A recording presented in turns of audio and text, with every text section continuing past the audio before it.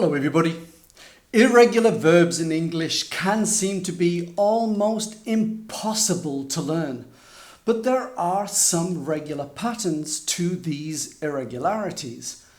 In a previous video, I explained 2 such patterns. In this video, I will explain a third. Let's take a look at the English verbs with double E. Verbs such as sleep and keep.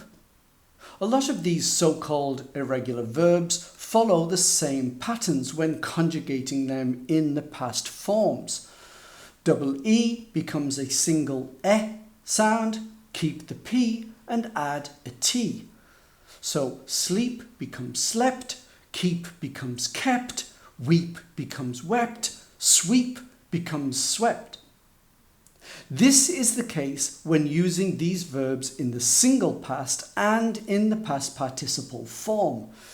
He slept, he has slept. She swept, she has swept. When double E verbs don't contain the letter P, of course, you don't add it. Take the verb meet. Keep the E sound and keep the T, met. What this indicates is that double E verbs will often conjugate to the E sound when expressed in the past forms. The past of mean is meant. The past of kneel is knelt. Past of feel, felt. Feed becomes fed.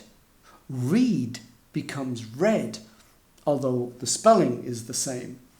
Unlike with lead, whose past form is led. What do you think the past of breed is? Well done if you guessed bread.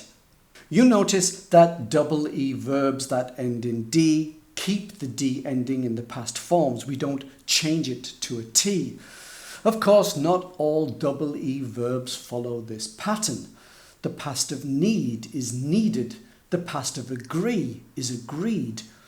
However, one thing that all of these verbs have in common is that they are exactly the same in the simple past and in the past participle form. And then we have the verb to see.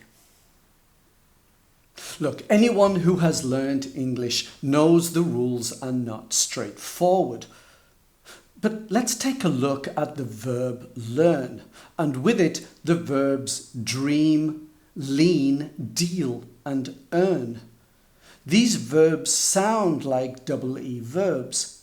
In the majority of the English-speaking countries, they follow the double E rule.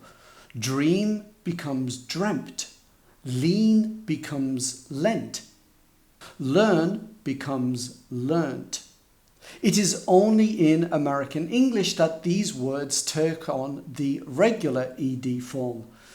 However, even in the USA, the past of leave is left. It's not leaved. So, if you are not sure how to conjugate double E verbs and double E sounding verbs, try using the irregular verb pattern explained in this video.